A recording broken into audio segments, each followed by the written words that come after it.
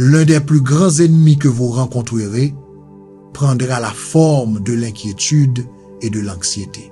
Dans la vie, nous sommes tous d'accord, il y aura des choses sur lesquelles vous aurez un contrôle et pour lesquelles vous vous inquiéterez. Il y aura des choses hors de votre contrôle et pour lesquelles vous vous inquiéterez. Et bien qu'il soit si facile de tomber dans un état d'inquiétude, dans l'un de ses enseignements, Jésus nous a donné le message de ne pas nous inquiéter pour demain. Demain prendra soin de lui-même. Je crois que le Seigneur nous disait d'être présent dans l'instant, d'être en paix aujourd'hui, d'être joyeux aujourd'hui. Si vous passez tout votre temps et votre énergie à vous inquiéter, alors vous ne ferez qu'amplifier le manque dans votre vie ou la douleur dans votre vie. L'inquiétude est liée à si je ne peux pas payer ceci, si je ne suis pas traité, s'il trouve quelque chose. Mais au lieu de cela, vous devriez choisir d'adopter une nouvelle attitude où vous ne vous inquiétez pas pour demain. Une attitude où vous remerciez le Seigneur pour aujourd'hui, vous remerciez Dieu pour sa bonté, même en attendant votre miracle. Vous remerciez Dieu pour ce qu'il a pourvu, même s'il vous manquait des choses. Lorsque vous faites cela, alors vous magnifiez Jésus-Christ au lieu de magnifier votre problème. Voici ce que dit la Bible dans Matthieu 6, versets 25 à 27. C'est pourquoi je vous dis, ne vous inquiétez pas pour votre vie de ce que vous mangerez, ni pour votre corps de quoi vous serez vêtus. La vie n'est-elle pas plus que la nourriture, et le corps plus que le vêtement? Regardez les oiseaux du ciel, ils ne sèment ni ne moissonnent et n'amassent rien dans des greniers, et votre Père céleste les nourrit. Ne valez-vous pas beaucoup plus qu'eux? Et qui de vous, par son inquiétude, peut ajouter une coudée à la durée de sa vie? La Bible dit aussi dans Matthieu 6, verset 34, « Ne vous inquiétez donc pas du lendemain, car le lendemain aura soin de ce qui est à lui, à chaque jour suffit sa peine. » Je crois que le Seigneur veut que nous arrêtions de nous inquiéter, d'arrêter de réfléchir et de nous demander ce qui pourrait arriver demain. Arrêtez de dépenser vos efforts et votre énergie à penser à ce qui pourrait arriver demain ou même à ce qui devrait arriver. Vous êtes bénis en cet instant même et en ce jour. Un pasteur a dit, n'empruntez pas d'ennui. Cela signifie, ne vous inquiétez pas de tous les essais que nous pourrions affronter un jour. Et s'il y a une crise sanitaire, un revers financier ou même un problème inimaginable, n'empruntez pas d'ennui pour l'avenir, mais marchez plutôt par la foi et non par la vue. Je vous encourage donc aujourd'hui à rester présent avec le Seigneur. Restez présent dans votre esprit et dans votre âme. Faites cela en reconnaissant le psaume 118, verset 24. C'est ici la journée que l'Éternel a faite. Qu'elle soit pour nous un sujet d'allégresse et de joie. Le Seigneur est bon. Il est une forteresse au jour de la détresse. Et tout au long de la Bible, il est décrit comme fidèle. Il est décrit comme l'alpha et l'oméga. Il est le commencement et la fin. Il est patient, bienveillant et aimant. Je crois donc que nous devons le prioriser.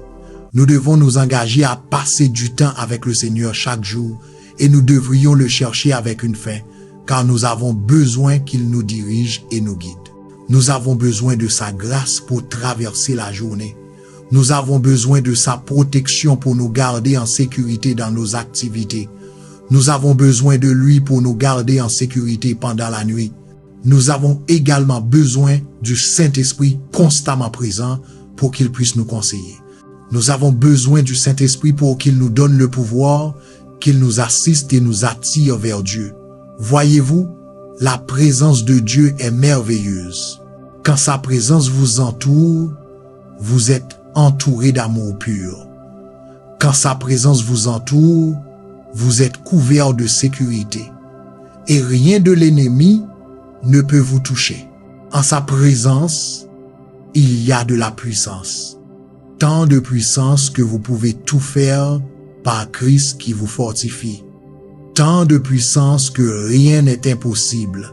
C'est seulement dans les bras du Seigneur que vous pouvez trouver une force divine. C'est seulement en Dieu que vous trouverez la force dans votre faiblesse. C'est seulement en lui que vous pouvez tout faire car il vous fortifie. Et en parlant de force et de caractère, l'histoire de Job est une démonstration de vraie force dans la foi, de vraie force et de caractère divin. Voici un homme riche et intègre à qui tout réussissait. Mais alors l'adversaire Satan conversa avec Dieu et affirma que Job n'était bon que parce qu'il était abondamment béni. Et que si quoi que ce soit tournait mal dans la vie de Job, il maudirait Dieu. Dieu permit à Satan de semer la pagaille dans la vie de Job en lui retirant son bétail, ses enfants, et même en l'affligeant de furoncles et d'ulcères cutanés.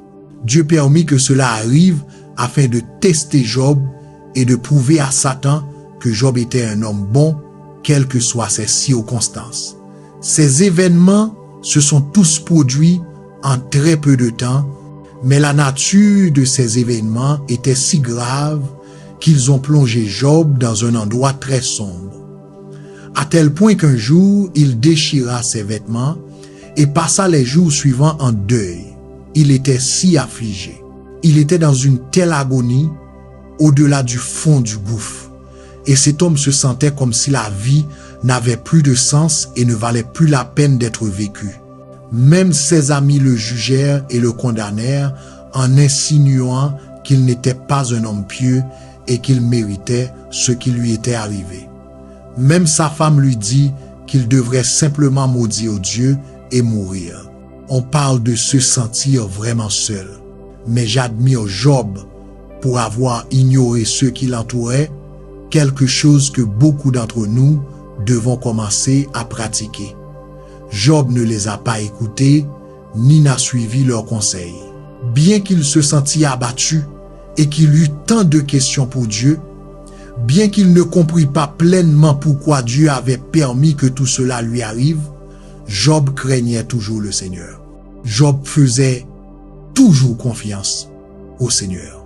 Un de mes versets préférés de la Bible se trouve dans Job chapitre 13 verset 15 où il dit ceci à propos de Dieu. Quand bien même il me tuerait, j'aurais confiance en lui. Je défendrai mes voix devant lui. Au lieu de réagir avec colère et ressentiment envers Dieu, Job a choisi de lui faire confiance et de s'accrocher à lui pendant la période la plus difficile de sa vie. Finalement, Dieu parla à Job et lui rappela sa puissance et sa force. Et puis il restaura tout ce que Job avait perdu et le bénit avec 2 fois plus qu'il n'avait auparavant. Pensez à la mesure de foi, à la mesure d'assurance qu'il faut avoir pour pouvoir dire ces mots. Quand bien même il me tuerait, j'aurais confiance en lui. Ce sont des mots de combat. Ce sont des mots forts. Quoi qu'il arrive, quoi qu'il m'arrive, je ferai confiance à Jésus. Or, comme je prie pour avoir une foi comme celle de Job, une foi qui tient bon face au désespoir total, à la perte et à la destruction totale, mais qui dit toujours, quand bien même il me tuerait, j'aurai confiance en lui. Comme je désire atteindre ce niveau de maturité en tant que chrétien, comme je prie pour que, lorsque viendra ma saison d'épreuve, Seigneur, aide-moi à planter mes pieds, à redresser mes épaules, à retrousser mes manches et à confesser avec audace, quand bien même il me tuerait, j'aurai confiance en lui. Jérémie chapitre 17, versets 7 et 8, la Bible dit, « Béni soit l'homme qui se confie en l'Éternel et dont l'Éternel est l'espérance. Il est comme un arbre planté près des eaux, qui étend ses racines vers le courant. Il ne voit point la chaleur quand elle vient, et son feuillage reste vert. Dans l'année de la sécheresse, il n'a point de crainte et il ne cesse de porter du fruit. » Pour faire pleinement confiance à Dieu, nous devons abandonner le contrôle total. Pour le dire autrement, c'est abandonner la confiance en soi ou en un autre être humain. Vous cessez d'essayer de vous fixer et vous permettez à Dieu, vous vous soumettez à Dieu. Vous lui abandonnez tout contrôle. Dans tous les aspects de votre vie, vous devez accepter que dans l'ensemble des choses, votre contrôle est limité. C'est pourquoi nous faisons confiance à un Dieu tout-puissant. C'est pourquoi nous faisons confiance à un Dieu tout-puissant. Parce que nous sommes limités, mais lui non. Ce que vous pouvez contrôler, ce sont vos actions individuelles au quotidien. Nourrissez-vous votre esprit de la parole de Dieu? Nourrissez-vous votre esprit par la prière? Souvent, c'est tout ce que nous pouvons faire. Prier et nous appuyer sur la parole de Dieu. Pour le reste, vous le laissez à Dieu. Priez que Dieu intervienne dans cette situation avec votre patron ou votre superviseur. Priez que Dieu intervienne concernant les influences que vos enfants reçoivent à l'école.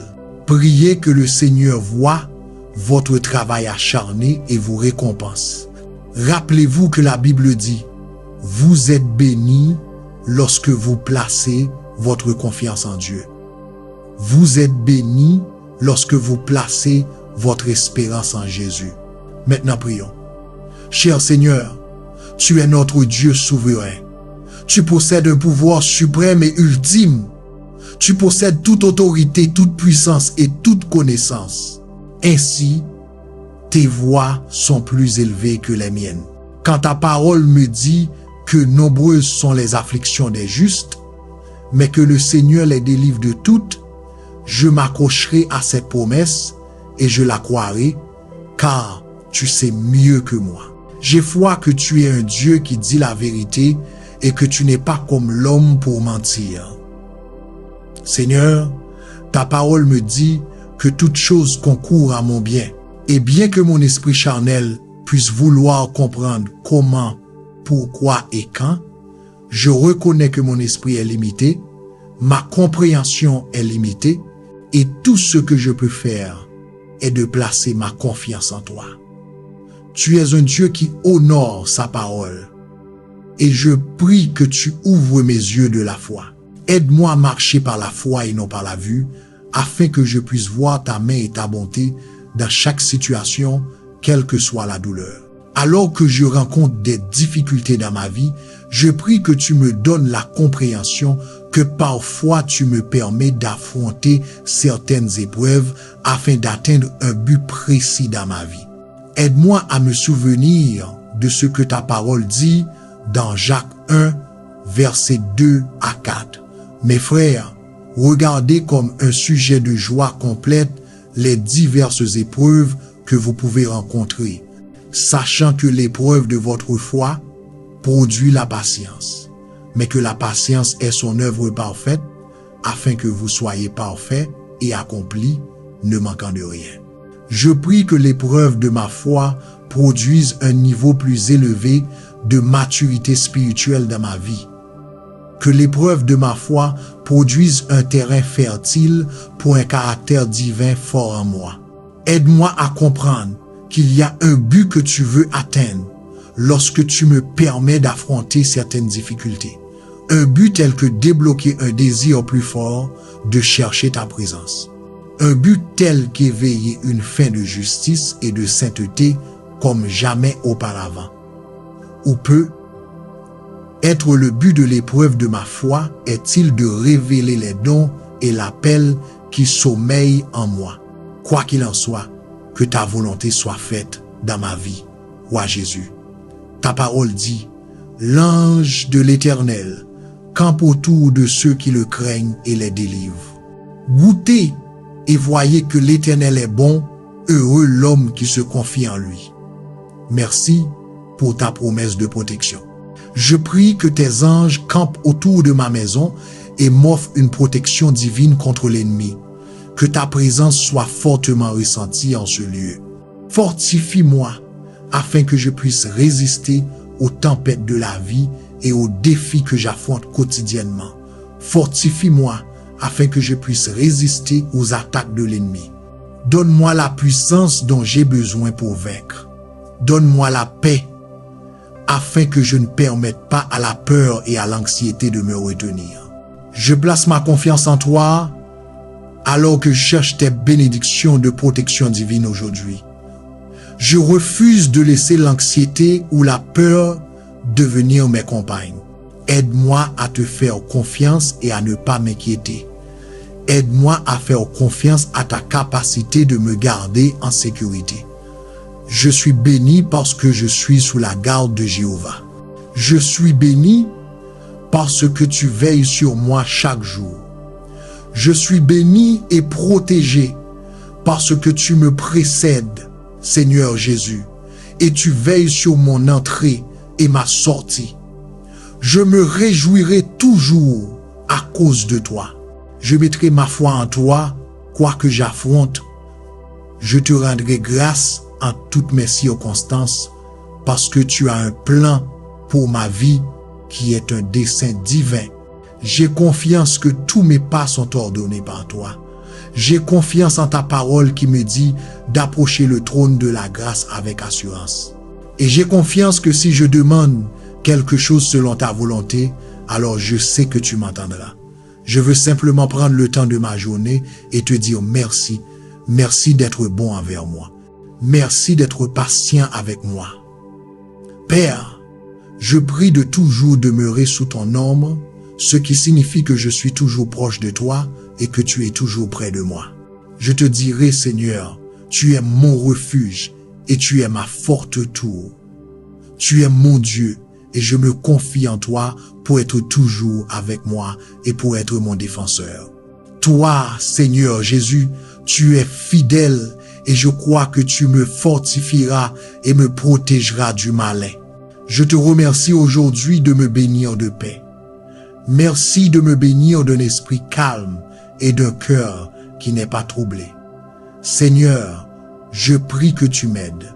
Accorde-moi la grâce, Seigneur Jésus, d'affronter mes montagnes, d'affronter mon Goliath sans peur. Mon Seigneur me délivrera, il me relèvera et me protégera de tout mal. Merci d'avoir écouté ma prière. Sois béni et glorifié. Au puissant nom de Jésus, je prie. Amen. Je voudrais partager une histoire avec vous, un témoignage puissant qui devrait nous enseigner à tous une leçon sur la persévérance, la foi et une perspective biblique de la vie. En 2003, Aaron Ralston, un passionné d'activités de plein air très expérimenté, s'est retrouvé littéralement entre le marteau et l'enclume. Aaron s'était rendu dans le sud-est de l'Utah pour explorer le parc national de Canyonlands le 25 avril 2003. Alors que ce randonneur solitaire descendait dans le canyon, quelque chose qu'il n'avait pas prévu s'est produit. Un énorme rocher au-dessus de lui a glissé et a piégé son bras. Un peu comme dans la vie, parfois nous pouvons planifier ceci ou cela, et puis quelque chose de malheureux se produit, et tout d'un coup vous êtes piégé par la maladie dans votre corps, ou vous êtes piégé par l'anxiété, parce que l'économie est en panne. Alors, que faites-vous lorsque l'inattendu se produit et que vous réalisez que vous devez abandonner la peur de la mort pour vous accrocher à la vie éternelle offerte en Jésus-Christ? Et voici Aaron Ralston coincé, piégé, bloqué pendant 5 jours. Et en parlant de ce point précis, Aaron a dit qu'il avait dû se parler et se dire qu'il n'avait pas d'autre choix que de se couper le bras. Le processus a duré 1 heure et Aaron a perdu 25% de son volume sanguin. Mais malgré la déshydratation, malgré la perte de sang et la faiblesse, et malgré n'avoir qu'une seule main, une fois libéré du rocher de 800 livres, il a escaladé le canyon et a cherché de l'aide. Ce n'est pas une histoire facile à entendre et je ne prends rien à la légère. Mais Aaron Ralston a été cité disant « Je n'ai pas perdu mon bras, mais j'ai retrouvé ma vie ». Il a également dit des choses puissantes qui m'ont inspiré à vous livrer ce message. La première citation est: quand un traumatisme survient, nous choisissons si ce sera une tragédie ou un triomphe. Nous choisissons si nous serons des victimes ou des vainqueurs. La deuxième est: chacun a un rocher dans sa vie à cause du stress, de l'incertitude et de la peur. Faites tout ce qu'il faut pour transformer ces rochers en triomphe. Ralston a dit: quand les rochers viendront, et ils viendront, que vos rochers soient aussi vos bénédictions. Je ne sais pas sous quelle forme le rocher de votre vie viendra. Mais quelle que soit la circonstance que vous affrontez aujourd'hui, rappelez-vous que la Bible dit dans le psaume chapitre 40 verset 2, « Il m'a retiré de la fosse de destruction, du fond de la boue, et il a mis mes pieds sur le roc, il a affermi mes pas. Croyez au Seigneur, et il vous sortira du gouffre où vous vous trouvez et vous mettra sur un terrain solide. » Votre rocher peut être un chagrin d'amour ou une trahison. Cela peut arriver. Dieu vous soutiendra tant que vous verrez à travers la parole de Dieu. Vous êtes plus qu'un conquérant. Vous êtes fait d'une manière redoutable et merveilleuse. Ne soyez pas découragés. Accrochez-vous à la promesse que Dieu vous tirera de la fosse du désespoir et affermira vos pieds sur un sol solide. Paul, dans 2 Corinthiens chapitre 1 verset 5, a dit: « Car de même que les souffrances de Christ abondent dans nous, de même notre consolation abonde par Christ. » Si nous sommes affligés, c'est pour votre consolation et votre salut. Et si nous sommes consolés, c'est pour votre consolation qui se montre efficace par la patience que vous avez à supporter les mêmes souffrances que nous souffrons. Notre espérance à votre égard est ferme, parce que nous savons que, comme vous avez part aux souffrances, vous avez aussi part à la consolation. Nous ne voulons pas, en effet, frères, que vous ignoriez la tribulation qui nous est survenue en Asie, car nous avons été excessivement accablés au-delà de nos forces, de sorte que nous désespérions même de conserver la vie. Et nous regardions comme certains notre arrêt de mort, afin de ne pas placer notre confiance en nous-mêmes, mais en Dieu qui ressuscite les morts. C'est lui qui nous a délivrés et qui nous délivrera d'un si grand danger de mort, et en qui nous avons cette espérance qu'il nous délivrera encore. Pendant son séjour en Asie, Paul déclare avoir connu l'affliction. Il a traversé des épreuves sévères et il dit qu'il était accablé au-delà de ses forces, à tel point qu'il désespérait de la vie elle-même. Il a dit qu'il se sentait comme s'il avait reçu une sentence de mort. Pouvez-vous imaginer cela? Pouvez-vous imaginer traverser des épreuves qui vous donnent l'impression d'avoir une sentence de mort écrite contre vous? Pouvez-vous imaginer être accablé par les problèmes? C'est ainsi que Paul se sentait. Mais si vous prêtez attention à ce qu'il dit au verset 9, Paul dit: « Et nous regardions comme certains notre arrêt de mort, afin de ne pas placer notre confiance en nous-mêmes, mais en Dieu qui ressuscite les morts. » Il dit essentiellement que ces temps difficiles, ces moments rudes, nous ont appris à perdre toute foi en nous-mêmes et à placer toute notre confiance en le Dieu qui ressuscite les morts. Nous traversons tous des moments difficiles. Nous traversons tous des saisons où il semble que les chances sont contre nous et où la douleur devient un sentiment que nous connaissons trop bien. Dans le psaume chapitre 119, versets 60 et 11, David a dit: « Il est bon pour moi que j'ai été affligé afin que j'apprenne tes statuts. » Et je me suis toujours posé la question: comment peut-il être bon pour vous d'être affligé? Comment peut-il y avoir du bien à traverser la douleur, la tribulation et les moments difficiles? Mais voici la chose. Les afflictions, les situations difficiles font plus que simplement montrer quel genre de caractère nous avons. Les moments difficiles façonnent et forment notre caractère. Maintenant, je crois que l'affliction, bien que désagréable, est nécessaire pour l'homme ou la femme chrétienne. Car s'il n'y avait pas la lutte que vous traversez, comment sauriez-vous que Dieu ne vous quittera ni ne vous abandonnera jamais? S'il n'y avait pas l'affliction dans votre corps, comment sauriez-vous que par ces meurtrissures nous sommes guéris? S'il n'y avait pas les défis financiers que vous avez affrontés, comment auriez-vous su que le Seigneur est un pourvoyeur? Les problèmes peuvent parfois être une bénédiction, saint de Dieu. Alors, ayez du courage, quoi que vous affrontiez. Maintenant, prions. Seigneur Jésus, tu es digne de recevoir toute ma louange et mon adoration. Si les problèmes nous accablent, ta miséricorde, ta grâce nous relèveront.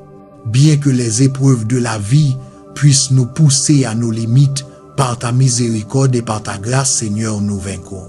Père, les situations que nous rencontrons parfois peuvent être tragiques et déchirantes, mais nous nous tournons vers toi, Seigneur. Par ta miséricorde et par ta grâce, nous sommes plus que vainqueurs. Que ta volonté divine s'accomplisse dans ma vie. Si l'épreuve que j'affronte est destinée à me façonner et à me modeler d'une manière qui te soit plus agréable, alors que ta volonté soit faite. Si l'épreuve que j'affronte est destinée à bâtir ma foi et à construire mon caractère, alors que ta volonté soit faite, Seigneur. Si l'épreuve que j'affronte est destinée à m'entraîner à devenir plus patient, plus priant, plus reconnaissant, alors que ta volonté soit faite, Père, quelle que soit ta volonté, en me permettant d'affronter des difficultés, puisses-tu réaliser en moi ce que tu as entrepris de réaliser. Transforme-moi, renouvelle-moi, enseigne-moi, quel que soit l'objectif, je me rends à toi, Seigneur Jésus. Le psaume 102 contre 1 et 2 dit, « Éternel, écoute ma prière, et que mon cri parvienne jusqu'à toi. Ne me cache point ta face au jour de ma détresse, incline vers moi ton oreille, quand je crie, à toi de me répondre. Seigneur, entends notre cri. Quand nous rencontrons des difficultés, quand nous sommes pris dans l'embarras, délivre-nous et sois notre aide. Père, ta parole dans Jacques chapitre 1 verset 2 à 4 dit, « Mes frères, regardez comme un sujet de joie complète les diverses épreuves que vous pouvez rencontrer, sachant que l'épreuve de votre foi produit la patience, mais que la patience est son œuvre parfaite, afin que vous soyez parfaits et accomplis, ne manquant de rien. Père, si je dois affronter des temps difficiles, si je dois endurer des épreuves, que tout cela soit pour ta gloire. Je prie que tu utilises toute difficulté pour bâtir mon caractère. Utilise ces afflictions pour fortifier ma foi. Seigneur, aide-moi à comprendre que parfois tu peux permettre des afflictions dans ma vie afin que je puisse grandir spirituellement, afin que j'apprenne à prier avec plus d'intensité. Seigneur, je comprends que tu te soucies davantage de mon caractère que de mon confort. Tu te soucies davantage de ma croissance en tant que croyant que du nombre de bénédictions que je reçois. Toi, Seigneur, tu te soucies davantage de l'état de mon cœur que de mon niveau de confort.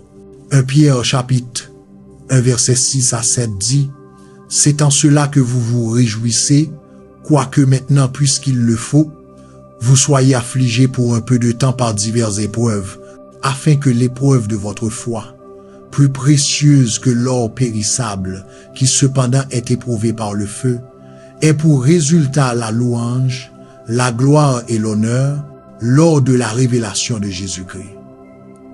Seigneur, alors que j'affronte diverses épreuves, que le résultat soit que je te ferai davantage confiance. Que le résultat de mes épreuves soit que j'ai une foi plus forte. Je prie que chaque affliction me conduise à la maturité spirituelle. Je prie que chaque affliction me laisse le désir de vraiment me connecter avec toi, Seigneur Jésus. Parce que je sais que je ne peux pas traverser cette vie avec mes propres forces. Seigneur, ta parole me dit que nombreuses sont les afflictions des justes, mais que le Seigneur les délivre de tout. Et donc je me tourne vers toi comme mon secours. Père, lorsque tu me permets de traverser des moments difficiles, lorsque tu me permets d'affronter certains obstacles, je m'accrocherai à ta parole. Ta parole qui dit, dans le psaume chapitre 34, versets 15 à 18, « Les yeux de l'Éternel sont sur les justes et ses oreilles sont attentives à leurs cris. L'Éternel tourne sa face contre ceux qui font le mal pour retrancher de la terre leurs souvenirs. » Quand les justes crient, l'Éternel entend et il les délivre de toute leur détresse. L'Éternel est près de ceux qui ont le cœur brisé et il sauve ceux qui ont l'esprit abattu. Je bénis ton Saint-Nom et je te remercie d'avoir écouté ma prière. Seigneur Jésus, sois glorifié maintenant et pour toujours. Au nom de Jésus, je prie. Amen. Peuple de Dieu, je veux vous demander quelque chose. Quand avez-vous publiquement reconnu pour la dernière fois Jésus-Christ comme votre Seigneur et Sauveur? Cela peut être été à un collègue que vous voyez tous les jours ou à quelqu'un que vous venez de rencontrer et avec qui vous avez entamé une conversation, mais dans l'ensemble, je crois que chacun d'entre nous, au cours de notre vie, aura au moins une occasion de déclarer publiquement ce que nous croyons et en qui nous croyons. La Bible dit dans Matthieu chapitre 10, verset 32, « C'est pourquoi quiconque me confessera devant les hommes, je le confesserai aussi devant mon Père qui est dans les cieux. » Maintenant, je ne sais pas pour vous, saints, mais voici ma confession. Je crois en Jésus-Christ. Je crois qu'il est le chemin, la vérité et la vie, et que personne ne peut aller au Père si ce n'est par Jésus. Je crois qu'il est le pain de vie, c'est lui qui peut nous soutenir. Je crois que Jésus-Christ est le prince de la paix, et qu'en lui vous trouverez une paix qui dépasse toute compréhension humaine. Je crois que Jésus-Christ est la lumière du monde et le bon berger. Je crois qu'il était un guérisseur et un faiseur de miracles quand il marchait ici sur cette terre. Et je crois aussi qu'il est toujours capable de faire l'impossible, même aujourd'hui. Je crois qu'il est mort sur une croix pour nos péchés, pour mes péchés. Et je crois qu'il est ressuscité après 3 jours et qu'il est monté au ciel. Et en ce moment, il est assis à la droite du Père. Écoutez-moi, dans le nom de Jésus, il y a de la puissance. Jésus-Christ est le nom au-dessus de tout autre nom. Il est l'auteur et le consommateur de notre foi. Il est le ressuscité, le Tout-Puissant. Quand nous prononçons ce nom, le puissant nom de Jésus-Christ, toute maladie doit s'incliner. Toute maladie doit partir. Toute chaîne doit se briser. Et voici donc ma parole pour vous, en tant que croyants. Nous ne devrions pas avoir honte de l'évangile de Jésus-Christ. Nous ne devrions jamais compromettre la parole de Dieu afin de nous intégrer dans ce monde. Nous ne devrions pas avoir honte de l'évangile parce que le diable dans le monde propage agressivement un message de tromperie. Le diable dans ce monde essaye agressivement d'éloigner les gens de l'évangile salvateur de Jésus-Christ. Et donc, il est temps pour nous, en tant que croyants en Jésus-Christ, il est temps pour nous de nous lever et de déclarer au monde qu'il y a un sauveur, il y a quelqu'un qui peut vous libérer si vous êtes liés. Il y a un rédempteur et son nom est Jésus-Christ. Saints, nous ne devrions pas avoir honte de l'évangile. Mais en tant que chrétiens, nous devons nous lever et combattre pour l'évangile. Nous devons nous lever en tant que fils et filles du Très-Haut et proclamer que Jésus-Christ est Seigneur. Un élément important de la vie et de la croissance de chaque croyant est d'avoir un cœur bien disposé. Un cœur qui dit « Oui Seigneur ». Un cœur qui aime le Seigneur ton Dieu. Un cœur qui dit « Dieu, que ta volonté soit faite au-dessus de mes propres désirs et besoins ». Lorsque nous faisons cela, lorsque nous nous soumettons et abandonnons nos vies à Dieu, nous arrivons à un point où nous pouvons recevoir le merveilleux don du Saint-Esprit. Et ne vous y trompez pas, peuple de Dieu, chaque croyant a besoin du Saint-Esprit comme enseignant. Nous avons besoin du Saint-Esprit pour nous conduire dans toute la vérité. Nous avons besoin du Saint-Esprit pour nous révéler la volonté de Dieu. Le Saint-Esprit est vraiment un don phénoménal pour le croyant une fois que nous puisons à sa puissance. La traduction amplifiée de 1 Corinthiens chapitre 2 verset 10 dit « Car Dieu nous les a révélés par l'Esprit, car l'Esprit sonde tout, même les profondeurs de Dieu. » Quand nous invitons et permettons au Saint-Esprit d'entrer dans nos vies, il nous aide à établir une relation plus étroite avec le Seigneur. Le Saint-Esprit sera notre enseignant, tirant notre cœur et notre âme, nous enseignant à obéir au Seigneur, à nous tenir fermes et à faire entièrement confiance à Dieu. Il nous permettra de lui confier tous nos soucis, car il est plus grand que tout problème. C'est par le merveilleux don du Saint-Esprit que nous apprenons à développer une plus grande dépendance, un plus grand niveau de confiance dans le Seigneur Tout-Puissant. Lorsque nous nous soumettons et nous abandonnons à la puissance du Saint-Esprit, nous sommes capables de moins en moins nous fier à la compréhension humaine, à la sagesse humaine ou à la force. Nous nous éloignons de la confiance en nos propres capacités et nous nous dirigeons vers une confiance complète et totale en le Dieu de tous les temps.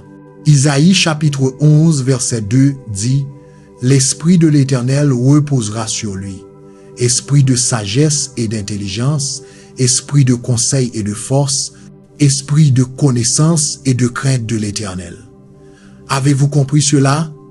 Si vous avez besoin de sagesse et de compréhension, priez pour que le Saint-Esprit vous remplisse. Si vous avez besoin de conseil et de force, si vous avez besoin de connaissance, priez pour que le Saint-Esprit vous remplisse.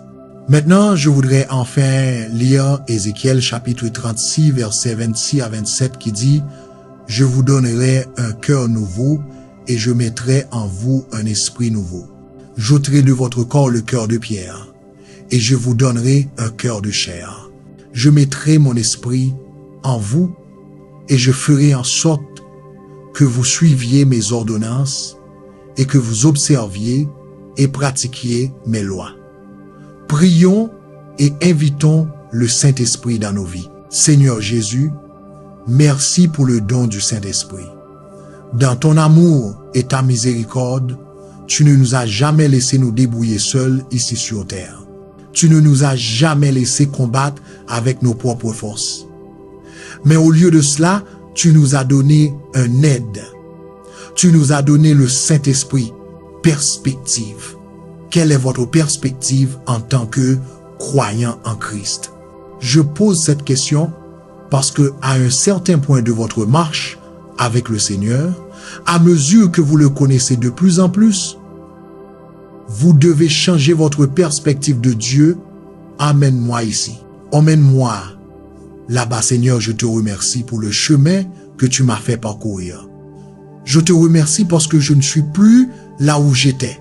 Perspective, votre perspective passe de toujours demander et toujours chercher à recevoir de Dieu, à toujours chercher à le servir. Votre prière devient « Seigneur, comment puis-je te servir? Seigneur, fais de moi un instrument pour ton usage. » Lorsque la Bible dit « Soyez tranquille et sachez que je suis Dieu », elle vous dit vraiment d'arrêter tout ce que vous faites. Arrêtez de vous inquiéter, arrêtez de vous battre, arrêtez de résister et commencez à vous soumettre à Dieu. Commencez à écouter Dieu. il y a quelque chose à propos du calme. Et je crois que ce verset nous appelle à être calme devant le Seigneur parce que nous devons diriger toute notre attention, toute notre concentration sur le Seigneur.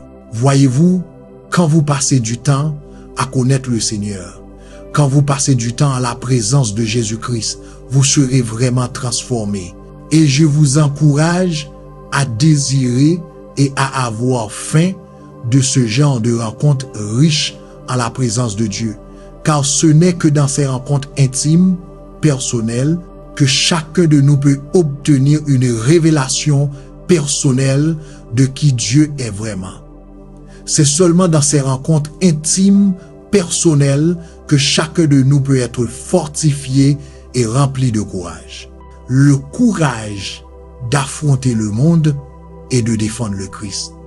Le courage de tenir tête au diable et de déclarer que Jésus-Christ est Seigneur.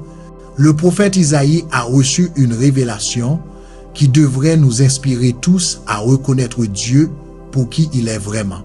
Écoutez attentivement ce que dit Isaïe, chapitre 45, versets 2 à 7. Je marcherai devant toi, j'aplanirai les chemins raboteux, je briserai les portes d'airain et je romprai les verrous de fer. Je te donnerai les trésors des ténèbres, les richesses cachées des lieux secrets, afin que tu saches que je suis l'Éternel, qui t'appelle par ton nom, le Dieu d'Israël. Pour l'amour de mon serviteur Jacob et d'Israël, mon élu, je t'ai appelé par ton nom, je t'ai parlé avec bienveillance. Avant que tu me connaisses, je suis l'Éternel, et il n'y en a point d'autre. Or moi, il n'y a point de Dieu. Je t'ai saint avant que tu me connaisses. C'est afin que l'on sache, du lever du soleil jusqu'à son couchant, qu'il n'y a point de Dieu hormis moi. Je suis l'Éternel, et il n'y en a point d'autre. Je forme la lumière, et je crée les ténèbres. Je donne la prospérité, et je crée l'adversité. Moi, l'Éternel, je fais toutes ces choses. C'est une merveilleuse révélation de qui est Dieu. Dieu est fermement en contrôle. Dieu est omniscient. Dieu est tout-puissant. Isaïe, chapitre 45, versets 22 à 23 dit, « Tournez-vous vers moi et soyez sauvés, vous tous, confins de la terre. Car je suis Dieu et il n'y en a point d'autre. Je le jure par moi-même. Ce qui sort de ma bouche est la justice, une parole qui ne sera point révoquée. Tout genou fléchira devant moi, toute langue jurera par moi. » Dans ces moments où nous sommes immobiles devant Dieu, nous devons réaliser à quel point Dieu est puissant, à quel point Dieu est fort. La Bible nous dit qu'il n'y a personne et rien qui puisse être comparé à Dieu. Nous devons nous en souvenir. Rien ni personne n'est digne de rivaliser pour la première place dans votre cœur. Dieu devrait être premier. Peuple de Dieu, je veux vous demander quelque chose. Quand avez-vous publiquement reconnu pour la dernière fois Jésus-Christ comme votre Seigneur et Sauveur? Cela a peu. Être été à un collègue que vous voyez tous les jours ou à quelqu'un que vous venez de rencontrer et avec qui vous avez entamé une conversation. Mais dans l'ensemble, je crois que chacun d'entre nous, au cours de notre vie, aura au moins une occasion de déclarer publiquement ce que nous croyons et en qui nous croyons. La Bible dit dans Matthieu chapitre 10 verset 32, « C'est pourquoi quiconque me confessera devant les hommes, je le confesserai aussi devant mon Père qui est dans les cieux. Maintenant, je ne sais pas pour vous, saints, mais voici ma confession. Je crois en Jésus-Christ. Je crois qu'il est le chemin, la vérité et la vie, et que personne ne peut aller au Père si ce n'est par Jésus. Je crois qu'il est le pain de vie, c'est lui qui peut nous soutenir. Je crois que Jésus-Christ est le prince de la paix. Et qu'en lui vous trouverez une paix qui dépasse toute compréhension humaine. Je crois que Jésus-Christ est la lumière du monde et le bon berger. Je crois qu'il était un guérisseur et un faiseur de miracles quand il marchait ici sur cette terre. Et je crois aussi qu'il est toujours capable de faire l'impossible, même aujourd'hui. Je crois qu'il est mort sur une croix pour nos péchés, pour mes péchés. Et je crois qu'il est ressuscité après 3 jours et qu'il est monté au ciel. Et en ce moment, il est assis à la droite du Père. Écoutez-moi, dans le nom de Jésus, il y a de la puissance. Jésus-Christ est le nom au-dessus de tout autre nom. Il est l'auteur et le consommateur de notre foi. Il est le ressuscité, le Tout-Puissant. Quand nous prononçons ce nom, le puissant nom de Jésus-Christ, toute maladie doit s'incliner, toute maladie doit partir, toute chaîne doit se briser. Et voici donc ma parole pour vous en tant que croyants. Nous ne devrions pas avoir honte de l'évangile de Jésus-Christ. Nous ne devrions jamais compromettre la parole de Dieu afin de nous intégrer dans ce monde. Nous ne devrions pas avoir honte de l'évangile parce que le diable dans le monde propage agressivement un message de tromperie. Le diable dans ce monde essaie agressivement d'éloigner les gens de l'évangile salvateur de Jésus-Christ. Et donc, il est temps pour nous, en tant que croyants en Jésus-Christ, il est temps pour nous de nous lever et de déclarer au monde qu'il y a un sauveur. Il y a quelqu'un qui peut vous libérer si vous êtes lié. Il y a un rédempteur et son nom est Jésus-Christ. Saints, nous ne devrions pas avoir honte de l'évangile. Mais en tant que chrétiens, nous devons nous lever et combattre pour l'évangile. Nous devons nous lever en tant que fils et filles du Très-Haut et proclamer que Jésus-Christ est Seigneur. La chose la plus merveilleuse que nous ferons jamais est de découvrir la volonté de Dieu pour nos vies et de la suivre. Quelle chose merveilleuse ce serait d'entrer et de marcher dans la volonté de notre Père miséricordieux et aimant. Et quand je parle de la volonté de Dieu, je parle de tous des gens que Dieu veut que nous côtoyions, de la bonne église et du foyer spirituel pour nous, même jusqu'à être équitablement attelés à un conjoint qui nous aide et soutient notre appel. Cependant, une chose que vous découvrirez est que la volonté parfaite de Dieu n'est pas comme un compte Instagram. Ce n'est pas une image parfaite sans défaut. Ce n'est pas le cas. Dieu est Dieu et oui, il est bon, mais notre vie est aussi réelle. Parfois, votre vie est excitante et parfois, il y a des jours difficiles, remplis d'échecs, des jours où la peur attaque ou peu, et où vous subissez une grande perte.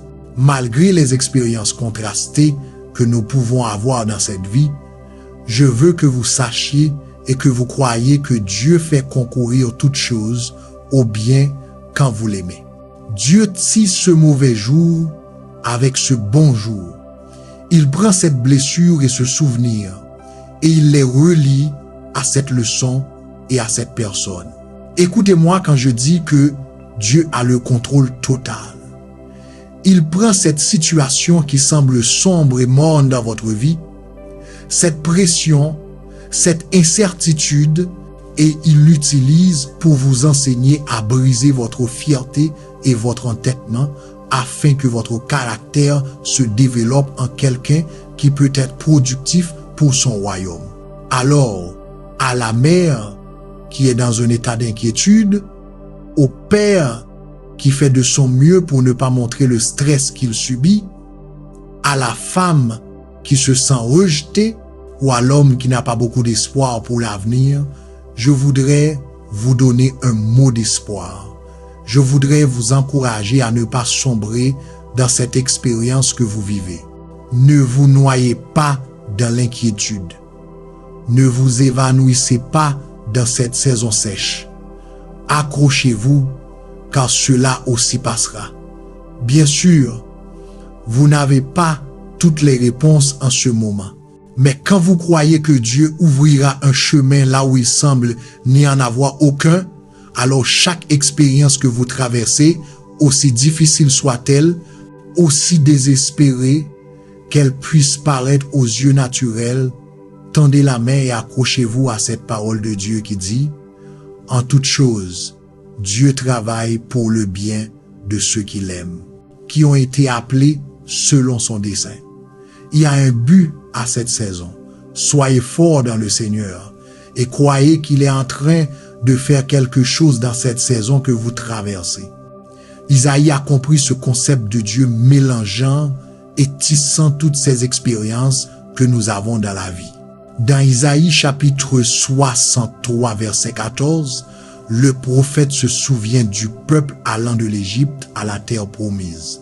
Il dit, comme des troupeaux qui descendent dans la plaine, l'Esprit de l'Éternel leur donna le repos. C'est ainsi que tu as conduit ton peuple pour te faire un nom glorieux. Alors, laissez-moi vous rappeler, peuple de Dieu, quels que soient les fardeaux que vous affrontez, quelle que soit la lutte dans laquelle vous êtes, le Seigneur vous a dans son cœur. Dieu a promis d'être avec vous, quoi qu'il vous arrive. Le Seigneur nous a promis dans sa parole et a dit, « Je ne te laisserai point et je ne t'abandonnerai point. » Alors, si vous êtes timide ou effrayé, ayez du courage. Le Seigneur a dit qu'il ne vous quitterait jamais. Si vous avez honte de votre péché, si vous vous sentez mal et plein de remords, repentez-vous et ayez du courage. Dieu ne vous quittera jamais. Si vous vous sentez incompétent, ayez du courage. Dieu ne vous quittera jamais. Je te remercie aujourd'hui de me bénir de paix. Merci de me bénir d'un esprit calme et d'un cœur qui n'est pas troublé. Seigneur, je prie que tu m'aides. Accorde-moi la grâce, Seigneur Jésus, d'affronter mes montagnes, d'affronter mon Goliath sans peur.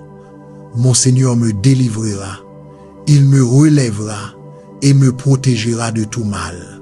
Merci d'avoir écouté ma prière. Sois béni et glorifié. Au puissant nom de Jésus, je prie.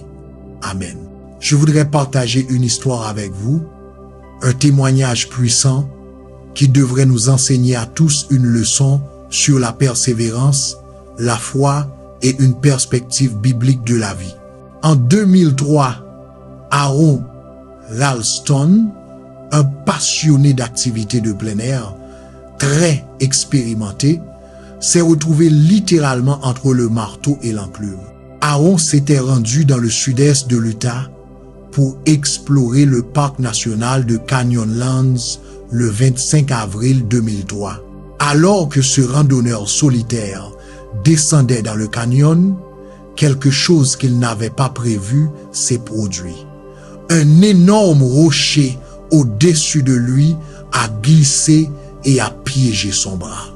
Un peu comme dans la vie, parfois nous pouvons planifier ceci ou cela et puis quelque chose de malheureux se produit et tout d'un coup vous êtes piégé par la maladie dans votre corps ou vous êtes piégé par l'anxiété parce que l'économie est en panne. Alors, que faites-vous lorsque l'inattendu se produit et que vous réalisez que vous devez abandonner la peur de la mort pour vous accrocher à la vie éternelle offerte en Jésus-Christ? Et voici Aaron Ralston, coincé, piégé, bloqué pendant 5 jours. Et en parlant de ce point précis, Aaron a dit qu'il avait dû se parler et se dit qu'il n'avait pas d'autre choix que de se couper le bras. Le processus a duré 1 heure et Aaron a perdu 25% de son volume sanguin. Mais malgré la déshydratation, malgré la perte de sang et la faiblesse, et malgré n'avoir qu'une seule main, une fois libéré du rocher de 800 livres, il a escaladé le canyon et a cherché de l'aide. Ce n'est pas une histoire facile à entendre et je ne prends rien à la légère. Mais Aaron Ralston a été cité disant « Je n'ai pas perdu mon bras, mais j'ai retrouvé ma vie ». Il a également dit des choses puissantes qui m'ont inspiré à vous livrer ce message. La première citation est « Quand un traumatisme survient, nous choisissons si ce sera une tragédie ou un triomphe. Nous choisissons si nous serons des victimes ou des vainqueurs. » La deuxième est « Chacun a un rocher dans sa vie à cause du stress, de l'incertitude et de la peur. faites tout ce qu'il faut pour transformer ces rochers en triomphe. Ralston a dit, quand les rochers viendront, et ils viendront, que vos rochers soient aussi vos bénédictions. Je ne sais pas sous quelle forme le rocher de votre vie viendra, mais quelle que soit la circonstance que vous affrontez aujourd'hui, rappelez-vous que la Bible dit dans le psaume chapitre 40 verset 2, « Il m'a retiré de la fosse de destruction, du fond de la boue, et il a mis mes pieds sur le roc. Il a affermi mes pas. Croyez au Seigneur, et il vous sortira du gouffre où vous vous trouvez et vous mettra sur un terrain solide. » Votre rocher peut être un chagrin d'amour ou une trahison, cela peut arriver. Dieu vous soutiendra tant que vous vous verrez à travers la parole de Dieu. Vous êtes plus qu'un conquérant. Vous êtes fait d'une manière redoutable et merveilleuse. Ne soyez pas découragés. Accrochez-vous à la promesse que Dieu vous tirera de la fosse du désespoir et affermira vos pieds sur un sol solide. Paul, dans 2 Corinthiens chapitre 1 verset 5, a dit « Car de même que les souffrances de Christ abondent en nous, de même notre consolation abonde par Christ. » Je veux toujours te dire oui Seigneur Jésus. Je veux avoir un cœur qui est disposé et soumis à toi. Éloigne toute peur et toute confusion de ma vie. Éloigne tout ce qui m'empêchera de marcher dans tes voies. Je repousse l'esprit de peur au nom de Jésus. Je refuse d'avoir peur dans quelque domaine que ce soit de ma vie. Remplis-moi de ta parole, Seigneur Jésus. Qu'il y ait une profonde persuasion dans mon cœur de passer plus de temps dans la parole de Dieu en méditant sur la Bible. Que mon cœur soit tellement rempli de la parole de Dieu qu'il n'y ait plus de place pour le péché. Là où je suis instable, affermis mes pieds. Là où je suis indécis, donne-moi de la clarté et la paix de l'esprit. Je prie que tu me maintiendras ferme. Je prie que tu me placeras sur un terrain stable. Détruis l'inquiétude, la peur et toute anxiété de ma vie. Seigneur, je désire vivre dans la vérité de ta parole qui dit dans Josué chapitre 1 verset 9. Ne t'ai-je pas donné cet ordre, fortifie-toi et prends courage. Ne t'effraie point et ne t'épouvante point, car l'Éternel, ton Dieu, est avec toi dans tout ce que tu entreprendras. Je prie de ne pas avoir peur ni d'être découragé. Toi, Seigneur, tu seras avec moi partout où j'irai, ordonnant mes pas et me guidant. J'obéirai à ta parole et marcherai par la foi, parce que le Dieu de toute puissance dirige mon chemin. Donne-moi la grâce de toujours faire confiance à ta direction chaque jour. Conduis-moi, Seigneur Jésus, car si Dieu est pour moi, qui peut être contre moi? Qui peut se tenir devant mon puissant Seigneur et Sauveur Jésus-Christ? Conduis-moi, Père, car par moi-même, je ne prendrai pas toujours les bonnes décisions. Mais si tu diriges mes pas, je sais que ta grâce et ta faveur étonnante m'entoureront. J'ai besoin de ta sagesse, Seigneur, et je me soumets à ta volonté. Je me soumets à toutes tes voies. Je me confierai en l'Éternel de tout mon cœur. Je ne m'appuierai pas sur ma propre intelligence.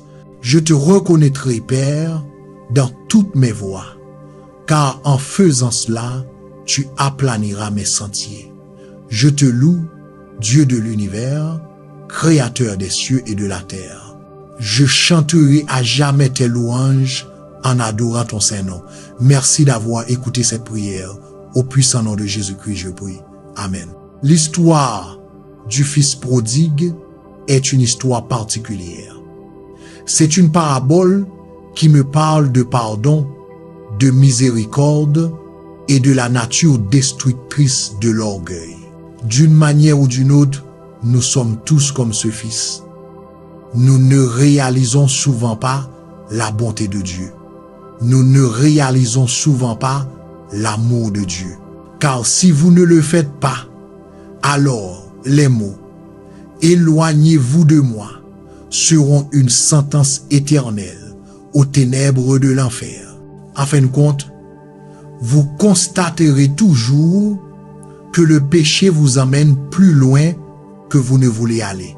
Le péché vous retient plus longtemps que vous ne voulez rester et il vous fait payer un prix bien plus grand que ce que vous pensiez initialement. David le savait.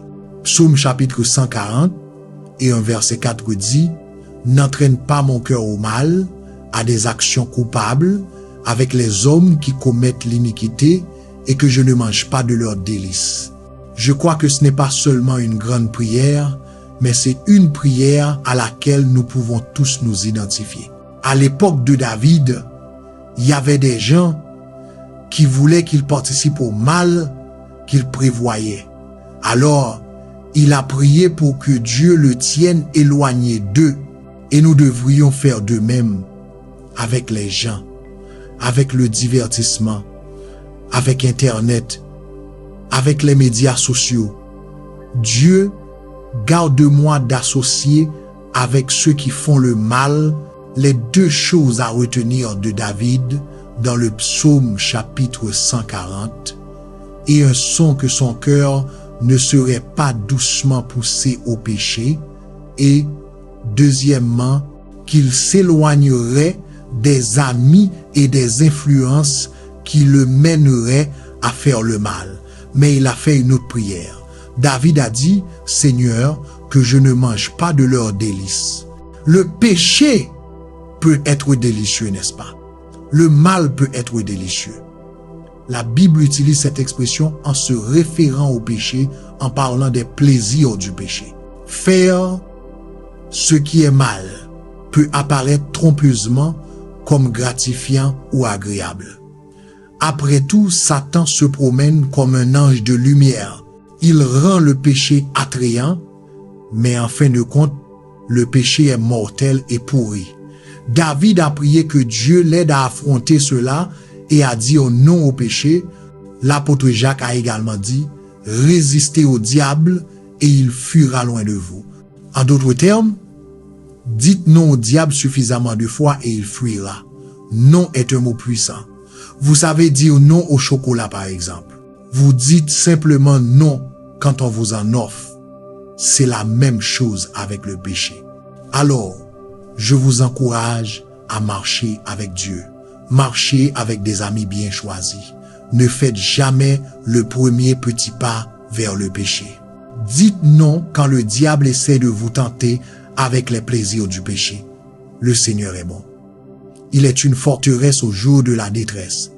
Et tout au long de la Bible, il est décrit comme fidèle.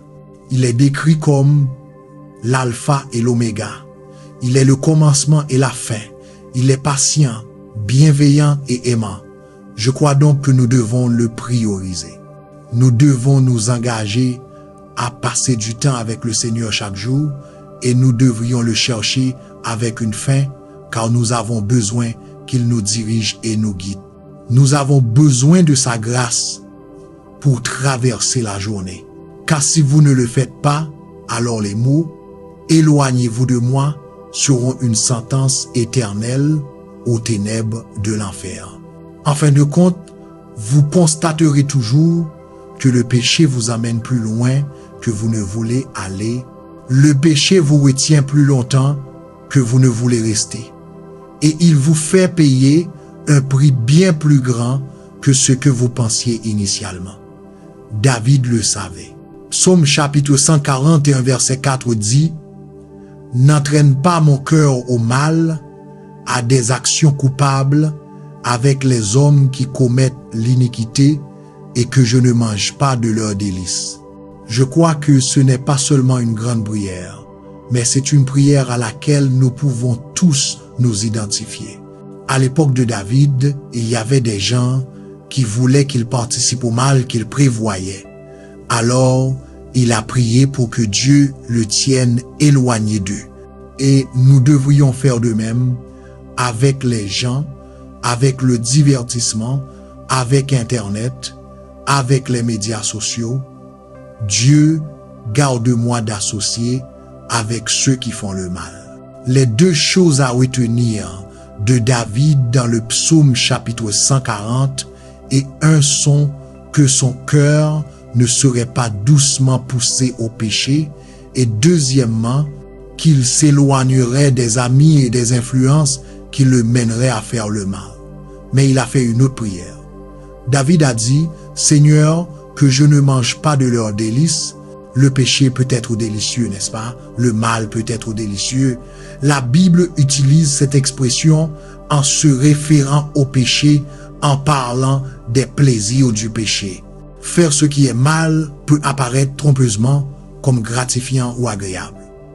Après tout, Satan se promène comme un ange de lumière. Il rend le péché attrayant, mais en fin de compte, le péché est mortel et pourri. David a prié que Dieu l'aide à affronter cela et à dire non au péché. L'apôtre Jacques a également dit, « Résistez au diable et il fuira loin de vous. » En d'autres termes, dites non au diable suffisamment de fois et il fuira. Non est un mot puissant. Vous savez dire non au chocolat, par exemple. Vous dites simplement non quand on vous en offre. C'est la même chose avec le péché. Alors, je vous encourage à marcher avec Dieu, marcher avec des amis bien choisis. Ne faites jamais le premier petit pas vers le péché. Dites non quand le diable essaie de vous tenter avec les plaisirs du péché. Le Seigneur est bon. Il est une forteresse au jour de la détresse. Et tout au long de la Bible, il est décrit comme fidèle. Il est décrit comme l'alpha et l'oméga. Il est le commencement et la fin. Il est patient, bienveillant et aimant. Je crois donc que nous devons le prioriser. Nous devons nous engager à passer du temps avec le Seigneur chaque jour. Et nous devrions le chercher avec une fin, car nous avons besoin qu'il nous dirige et nous guide. Nous avons besoin de sa grâce pour traverser la journée. Transforme-moi, renouvelle-moi, enseigne-moi. Quel que soit l'objectif, je me rends à toi, Seigneur Jésus. Le psaume 102, compte 1 et 2 dit, « Éternel, écoute ma prière et que mon cri parvienne jusqu'à toi. Ne me cache point ta face au jour de ma détresse. Incline vers moi ton oreille. Quand je crie, à toi de me répondre. Seigneur, entends notre cri. » Quand nous rencontrons des difficultés, quand nous sommes pris dans l'embarras, délivre-nous et sois notre aide. Père, ta parole dans Jacques chapitre 1 verset 2 à 4 dit, « Mes frères, regardez comme un sujet de joie complète les diverses épreuves que vous pouvez rencontrer, sachant que l'épreuve de votre foi produit la patience, mais que la patience est son œuvre parfaite, afin que vous soyez parfaits et accomplis, ne manquant de rien. Père, si je dois affronter des temps difficiles, si je dois endurer des épreuves, que tout cela soit pour ta gloire. Je prie que tu utilises toute difficulté pour bâtir mon caractère. Utilise ces afflictions pour fortifier ma foi. Seigneur, aide-moi à comprendre que parfois, tu peux permettre des afflictions dans ma vie afin que je puisse grandir spirituellement, afin que j'apprenne à prier avec plus d'intensité. Seigneur, je comprends que tu te soucies davantage de mon caractère que de mon confort. Tu te soucies davantage de ma croissance en tant que croyant que du nombre de bénédictions que je reçois. Toi, Seigneur, tu te soucies davantage de l'état de mon cœur que de mon niveau de confort. 1 Pierre, chapitre 1, verset 6 à 7 dit, « C'est en cela que vous vous réjouissez, quoique maintenant, puisqu'il le faut, vous soyez affligés pour un peu de temps par diverses épreuves, afin que l'épreuve de votre foi, plus précieuse que l'or périssable, qui cependant est éprouvée par le feu, ait pour résultat la louange, la gloire et l'honneur lors de la révélation de Jésus-Christ. Seigneur, alors que j'affronte diverses épreuves, que le résultat soit que je te ferai davantage confiance. Que le résultat de mes épreuves soit que j'ai une foi plus forte. Je prie que chaque affliction me conduise à la maturité spirituelle. Je prie que chaque affliction me laisse le désir de vraiment me connecter avec toi, Seigneur Jésus. Parce que je sais que je ne peux pas traverser cette vie avec mes propres forces. Seigneur, ta parole me dit que nombreuses sont les afflictions des justes, mais que le Seigneur les délivre de toutes. Et donc je me tourne vers toi comme mon secours, Père. Lorsque tu me permets de traverser des moments difficiles, lorsque tu me permets d'affronter certains obstacles, je m'accrocherai à ta parole. Ta parole qui dit dans le psaume chapitre 34, versets 15 à 18, « Les yeux de l'Éternel sont sur les justes et ses oreilles sont attentives à leurs cris. L'Éternel tourne sa face contre ceux qui font le mal pour retrancher de la terre leurs souvenirs. Quand les justes crient, l'Éternel entend et il les délivre de toute leur détresse. L'Éternel est près de ceux qui ont le cœur brisé et il sauve ceux qui ont l'esprit abattu. Je bénis ton Saint-Nom et je te remercie d'avoir écouté ma prière. Seigneur Jésus, sois glorifié maintenant et pour toujours. Au nom de Jésus, je prie. Amen. Peuple de Dieu, je veux vous demander quelque chose. Quand avez-vous publiquement reconnu pour la dernière fois Jésus-Christ comme votre Seigneur et Sauveur? Cela peut être été à un collègue que vous voyez tous les jours ou à quelqu'un que vous venez de rencontrer et avec qui vous avez entamé une conversation, mais dans l'ensemble, je crois que chacun d'entre nous, au cours de notre vie, aura au moins une occasion de déclarer publiquement ce que nous croyons et en qui nous croyons. La Bible dit dans Matthieu chapitre 10 verset 32, « C'est pourquoi quiconque me confessera devant les hommes, je le confesserai aussi devant mon Père qui est dans les cieux. » Maintenant, je ne sais pas pour vous, saints, mais voici ma confession. Je crois en Jésus-Christ. Je crois qu'il est le chemin, la vérité et la vie, et que personne ne peut aller au Père si ce n'est par Jésus. Je crois qu'il est le pain de vie. C'est lui qui peut nous soutenir. Je crois que Jésus-Christ est le prince de la paix. Et qu'en lui, vous trouverez une paix qui dépasse toute compréhension humaine. Quoi qu'il arrive, quoi qu'il m'arrive, je ferai confiance à Jésus. Or, comme je prie pour avoir une foi comme celle de Job, une foi qui tient bon face au désespoir total, à la perte et à la destruction totale, mais qui dit toujours, quand bien même il me tuerait, j'aurai confiance en lui. Comme je désire atteindre ce niveau de maturité en tant que chrétien. Comme je prie pour que, lorsque viendra ma saison d'épreuve, Seigneur, aide-moi à planter mes pieds, à redresser mes épaules, à retrousser mes manches et à confesser avec audace, quand bien même il me tuerait, j'aurai confiance en lui. Jérémie chapitre 17 versets 7 et 8, la Bible dit, « Béni soit l'homme qui se confie en l'Éternel et dont l'Éternel est l'espérance. Il est comme un arbre planté près des eaux qui étend ses racines vers le courant. Il ne voit point la chaleur quand elle vient et son feuillage reste vert. Dans l'année de la sécheresse, il n'a point de crainte et il ne cesse de porter du fruit. » Pour faire pleinement confiance à Dieu, nous devons abandonner le contrôle total. Pour le dire autrement, c'est abandonner la confiance en soi ou en un autre être humain. Vous cessez d'essayer de vous fixer et vous permettez à Dieu. Vous vous soumettez à Dieu. Vous lui abandonnez tout contrôle. Dans tous les aspects de votre vie, vous devez accepter que dans l'ensemble des choses, votre contrôle est limité. C'est pourquoi nous faisons confiance à un Dieu tout-puissant. C'est pourquoi nous faisons confiance à un Dieu tout-puissant.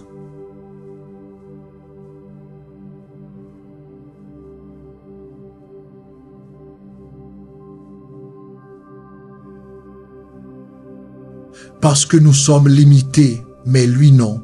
Ce que vous pouvez contrôler, ce sont vos actions individuelles au quotidien.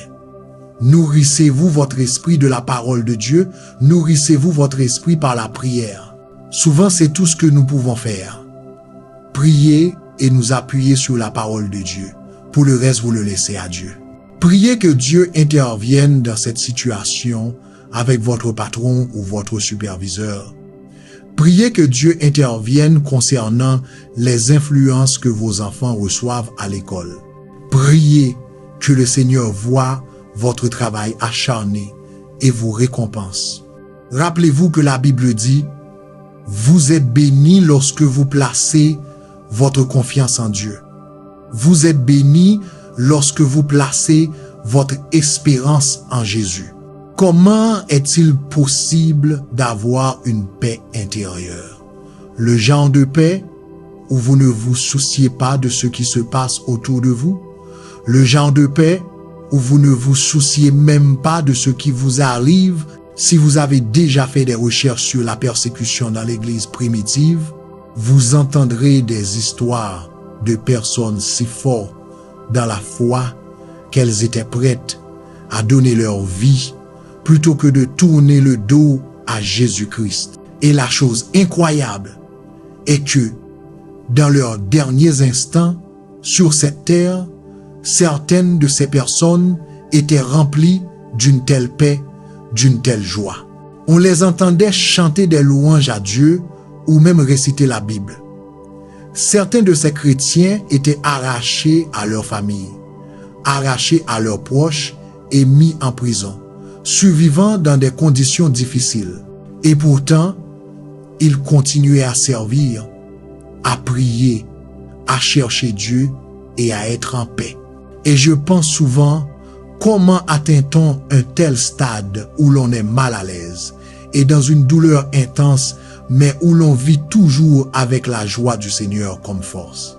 Eh bien, voici un passage intéressant des Écritures que j'aimerais partager. Il vient des Proverbes 3, versets 5 à 8. La parole du Seigneur dit, « Confie-toi en l'Éternel de tout ton cœur et ne t'appuie pas sur ta sagesse. Reconnais-le dans toutes tes voies et il aplanira tes sentiers. Ne sois pas sage à tes propres yeux, crains l'Éternel et détourne-toi du mal. Ce sera la santé pour ton corps et un rafraîchissement pour tes os. » Permettez-moi de partager mon interprétation de ce verset. Il nous est dit de faire confiance à Dieu de tout notre cœur, même lorsque nous ne comprenons pas ce qui se passe, même lorsque nous n'avons aucune idée de ce que Dieu fait. Il nous est dit que lorsque vous cherchez la volonté de Dieu dans tout ce que vous faites, il vous montrera le chemin à prendre. Et donc, chers auditeurs, je vais vous demander, où avez-vous placé votre confiance? Comptez-vous sur quelqu'un ou quelque chose pour assurer votre avenir? Où avez-vous placé votre confiance aujourd'hui? Quelle que soit votre réponse personnelle, je veux vous dire de faire confiance au Seigneur et de le faire de tout votre cœur. La vie peut être douloureuse en ce moment. Vos circonstances, elles peuvent être douloureuses. Mes chers amis, faites confiance à Dieu. La guérison peut ne pas être instantanée. Le miracle peut ne pas être soudain. Mais quand vous savez que Dieu est avec vous, vous aurez une paix intérieure au milieu du chaos. Et je veux souligner quelque chose. Proverbe 3:8 dit littéralement que faire confiance à Dieu sera la santé pour votre chair et la force pour vos os. Faire confiance au Seigneur sera la source de votre courage et la raison de votre audace. Confiez-vous au Seigneur de tout votre cœur. Refusez de vous permettre de penser que vous savez mieux ou que vous pouvez faire mieux par vous-même. Le psaume 37, versets 1 à 5 dit « Ne t'irrite pas contre les méchants, n'envie pas ceux qui commettent l'iniquité, car ils sont fauchés aussi vite que l'herbe, et ils se flétrissent comme le gazon vert. Confie-toi en l'Éternel et pratique le bien. Demeure dans le pays et tu te nourriras de sa fidélité. » Fais de l'Éternel tes délices et il te donnera ce que ton cœur désire. Recommande ton sort à l'Éternel, mets en lui ta confiance et il agira. Alors, chers amis, alors que nous nous préparons à nous approcher de Dieu en prière, allons vers lui en lui demandant une plus grande confiance. Allons avec la résolution que, quoi qu'il en soit, quoi qu'il en paraisse, aucun rapport que nous avons lu ne l'emportera sur notre confiance en Christ. Nous positionnerons nos cœurs pour faire confiance à ce que nous lisons dans la parole de Dieu, plus qu'à ce que nous lisons dans un rapport, plus qu'à ce que nous lisons dans les actions, ou même ce que notre corps nous dit. Nous choisirons de faire confiance à Dieu et de nous fier à sa parole. Maintenant, prions. Cher Père Céleste, je prie pour celui qui écoute et croit en accord avec moi aujourd'hui. Père, ouvre leur cœur à ta volonté et à tes voies. Ouvre leur cœur afin qu'ils puissent se reposer et tomber dans tes mains aimantes. Seigneur, dans ce monde, je prie que si nous devons tomber, nous apprenions à tomber à genoux dans la prière, te cherchant et te croyant. Pour la personne qui écoute, je prie que tu fasses confiance à Dieu en premier, avant de placer ta confiance dans des personnes, des lieux, des choses, la science ou même un remède. Que ton cœur soit incliné, qu'il soit disposé à faire confiance à Dieu en premier et à croire qu'il accomplira chacune de ses promesses. Je prie et je vous encourage à prendre tous vos problèmes, toutes vos inquiétudes, à les porter à Jésus.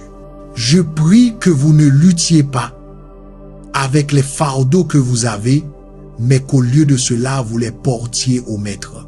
Que vous soyez obéissants à la parole de Dieu, qui dit dans Matthieu chapitre 11 verset 28, « Venez à moi, vous tous qui êtes fatigués et chargés, et je vous donnerai du repos. » Chers auditeurs, je prie que vous alliez au Seigneur Jésus et que vous lui fassiez confiance pour porter tous vos fardeaux et vous donner la paix, qu'il vous donne le repos. Je prie que vous ayez un cœur bien disposé, un cœur qui fait entièrement confiance à Dieu sur sa parole et que vous n'essayez jamais de porter ces fardeaux seuls. Saint-Esprit, aide-nous à réaliser que notre tendance humaine à penser que nous pouvons tout arranger de manière terrestre. Cette tendance est fausse. Cette façon de penser nous laissera tomber.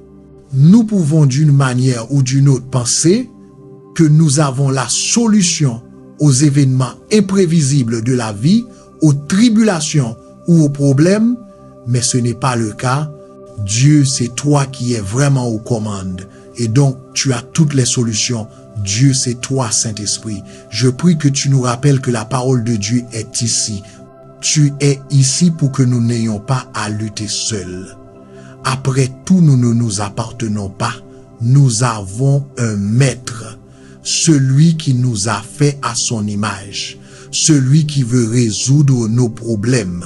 Il veut résoudre nos difficultés. Nous avons Jésus-Christ, le Fils vivant de Dieu, et tu prends soin de nous. Tu nous as demandé de jeter nos fardeaux sur toi afin que tu puisses nous soutenir quotidiennement. Tu renouvelleras notre force même face à l'adversité. Nous n'avons pas à porter nos fardeaux seuls parce que en Jésus-Christ, il y a des eaux calmes, il y a des verts pâturages. En Jésus, il y a l'espoir et il y a la paix. Je prie et je rejette l'esprit, l'idole de l'autonomie.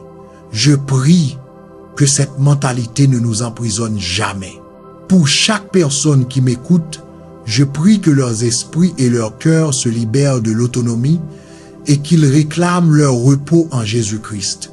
C'est un Dieu qui nous aime d'un amour éternel. Un amour qui nous tend la main quotidiennement. Matthieu chapitre 6 verset 25 dit « C'est pourquoi je vous dis, Ne vous inquiétez pas pour votre vie de ce que vous mangerez, ni pour votre corps de quoi vous serez vêtus. La vie n'est-elle pas plus que la nourriture et le corps plus que le vêtement? Alors, je prie pour chaque personne qui écoute aujourd'hui, que vous lui confiez vos soucis et que vous le fassiez aujourd'hui. Portez vos problèmes à Jésus afin qu'il puisse vous libérer, afin qu'il puisse vous libérer de votre joug de servitude. Que ton nom soit béni pour toujours, Roi Jésus, que tu sois magnifié pour toujours au nom de Jésus. Amen. Alors que j'affronte les tempêtes de la vie, je prie pour la paix, une paix surnaturelle et divine qui calmera mes peurs et mes anxiétés. Je prie pour une paix qui apaisera mon cœur troublé et me permettra de placer ma confiance entièrement en toi. Seigneur, avec ta présence, il y a la sécurité, il y a la tranquillité et la paix qui enlèvent tous les fardeaux. Avec ta sainte paix, je pourrai persévérer à travers toute tempête et endurer jusqu'à la fin. Seigneur, même à travers les épreuves et les défis que j'affronte, je prie que tu me donnes la grâce de persévérer. Accorde-moi la grâce de continuer à avancer et de continuer à croire en toi. Ta parole dans Jacques 1, verset 12 dit « Heureux l'homme qui supporte patiemment la tentation, car après avoir été éprouvé, il recevra la couronne de vie que le Seigneur a promise à ceux qui l'aiment. » Aide-moi, Père, à rester ferme dans l'épreuve. Aide-moi, Jésus, afin que je sois lié et enraciné en toi dans l'épreuve. Que rien ne me bouge, que rien ne me fasse dévier, mais que je reste plutôt ferme dans la foi. Je prie que tout défi que j'affronte ne m'accable pas, mais m'aide plutôt à endurer. Et en endurant, puisses-tu affiner mon caractère. Amen. Toute tempête, toute crise, tout défi ou problème n'est pas mauvais pour vous. Ce que je veux dire, c'est que certaines situations que nous rencontrons, oui, elles seront difficiles. Elles seront douloureuses. Mais à long terme, cette tempête sera pour votre bien. Cette crise se résoudra pour votre bien. Ce défi vous rendra plus fort. Voyez-vous, quelqu'un tombera malade, mais se rétablira d'une telle manière qu'il ne pourra que reconnaître la main de Dieu, le pouvoir miraculeux du sang de Jésus. Les plans de quelqu'un seront perturbés seulement pour découvrir que cette perturbation les a menés vers une meilleure destination. Les plans de quelqu'un seront retardés. Mais c'est peu être la manière de Dieu de dire pas encore. J'ai quelque chose de mieux en réserve. J'ai un meilleur moment en tête. Pendant que vous écoutez, puissiez-vous recevoir ces paroles et être fortifiés dans votre foi. Tenez bon et faites confiance au Seigneur. La Bible dit que lorsque l'ennemi viendra comme un fleuve, l'Esprit du Seigneur dressera une bannière contre lui. Alors même si toutes les chances sont contre vous, continuez à faire confiance au Seigneur et il dressera une bannière contre l'ennemi. Peuple de Dieu, ne soyez pas vaincus dans votre cœur. Ne vous sentez pas vaincus dans votre esprit. Quoi que vous affrontiez, soyez ancrés et fixés sur Jésus. L'épreuve que vous affrontez peut ne pas ressembler à Paul et Silas en prison. Ce peut ne pas être une tanière de lions affamés, mais votre situation peut sembler tout aussi désespérée et tout aussi intimidante. Cependant, lorsque vous êtes au cœur de l'action, lorsque vous n'avez nulle part où aller, ne vous laissez pas émouvoir. Soyez inébranlable dans votre foi. Soyez inébranlable parce que vous avez les promesses de Dieu sur lesquelles vous appuyez. Soyez inébranlable parce que vous avez le Saint-Esprit qui sera votre force et votre aide. Jésus-Christ est le seul fondement sûr dans ce monde foi et en constante évolution. Il est notre ancre inébranlable. Les circonstances changent, les gens changent, les normes sociales et les perceptions publiques changent, mais la parole de Dieu reste vraie pour toujours. Alors soyez inébranlables, saints, soyez inébranlables. Maintenant prions. Cher Seigneur Jésus, mon Sauveur et mon Rédempteur, aide-moi à traverser cette tempête dans laquelle je me trouve. Sois avec moi, Seigneur. Rapproche-toi de moi alors que je tends la main vers toi. Si c'est ta volonté que je traverse cette tempête, alors je prie pour que ma foi soit renforcée et qu'elle grandisse. Tandis que je suis éprouvé par ce feu, puisses-tu raffiner et purifier ma foi, que cette tempête développe en moi un caractère divin, qu'elle me conduise à découvrir la puissance de Dieu, car ce n'est que pendant une tempête que je peux te trouver comme une aide toujours présente au moment de la détresse. Aide-moi à développer ma foi, Seigneur, afin que ma foi passe d'un niveau à un autre, afin que ma croyance en toi passe d'un niveau à un autre. Saint-Esprit, je prie que tu ouvres mes yeux et que tu m'aides à reconnaître la faveur que j'ai sur ma vie malgré la tempête que j'affronte. Aide-moi à me concentrer purement sur Jésus-Christ. Aide-moi à ne pas me préoccuper de tout ce qui pourrait arriver, mais remplis-moi plutôt d'une confiance assurée en le Dieu des âges. Père, puisses-tu toujours ordonner mes pas. Dans tout ce que je fais, partout où j'irai, guide-moi et conduis-moi, car tu es mon bon berger. Ta parole dit dans le psaume chapitre 23 verset 3, « Il restaure mon âme, il me conduit dans les sentiers de la justice à cause de son nom. » Aide-moi à accepter tout ce qui se présente à moi avec foi et la connaissance que tu es plus grand que toute tempête ou situation que je pourrais affronter. Ton grand amour chasse toute peur, il dissipe les ténèbres. Et que ton nom soit toujours loué pour un amour si merveilleux. Romains chapitre 8, versets 38 à 39 dit, « Car j'ai l'assurance que ni la mort, ni la vie, ni les anges, ni les dominations, ni les choses présentes, ni les choses à venir, ni les puissances, ni la hauteur, ni la profondeur, ni aucune autre créature ne pourra nous séparer de l'amour de Dieu manifesté en Jésus-Christ, notre Seigneur. » Merci d'avoir écouté cette prière. Amen. Toute crise dans la vie n'est pas mauvaise pour vous.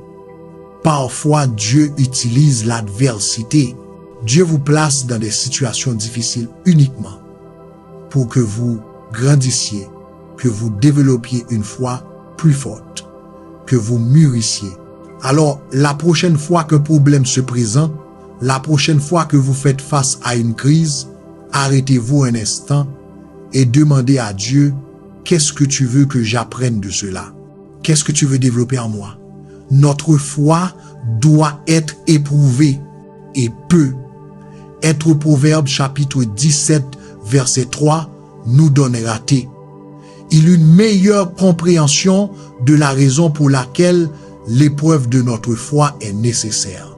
Le creuset est pour l'argent et le fourneau pour l'or, mais c'est l'Éternel qui éprouve les cœurs.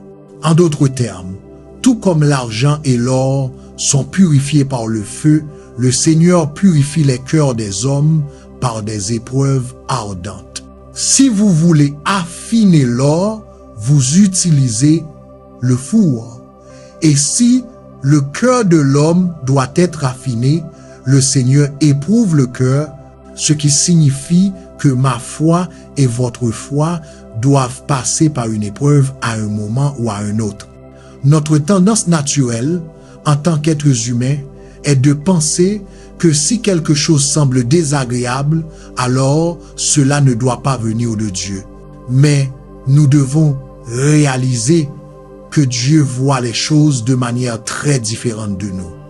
Les épreuves que Dieu permet dans nos vies sont destinées à nous rendre complets, afin que nous ne manquions de rien en tant que croyants. Les épreuves surviennent en fait pour notre développement en tant que chrétiens. Les épreuves surviennent afin que nous puissions nous appuyer sur le niveau de foi actuel que nous avons et atteindre ensuite de plus grandes hauteurs. C'est pourquoi la Bible dit « L'épreuve de votre foi produit la persévérance. » L'épreuve de notre foi est ce qui mène à la maturité spirituelle. Le fait de savoir cela devrait changer la façon dont nous percevons les difficultés et la façon dont nous réagissons à ces moments difficiles de notre vie. Jacques chapitre 5 verset 13 dit « Quelqu'un parmi vous est-il dans la souffrance? Qu'il prie. Quelqu'un est-il dans la joie? Qu'il chante des cantiques. » Avez-vous compris cela? Quelqu'un parmi vous est-il dans la souffrance? Qu'il prie. D'autres traductions disent « Si quelqu'un souffre, si quelqu'un est dans une grande difficulté et détresse, qu'il prie. » Pourquoi? Pourquoi la prière? Pourquoi ne pas trouver un pasteur et lui demander de prier pour vous? Pourquoi ne pas envoyer une demande de prière en ligne? Parce que la prière, c'est quand vous, en tant qu'individu, allez devant Dieu et vous humiliez, vous vous abaissez en reconnaissance de la puissance de Dieu. Vous allez au pied du trône de Dieu et priez qu'il ait pitié de vous, qu'il vous donne la grâce. Et c'est ici, c'est dans votre faiblesse que la force de Dieu est rendue parfaite.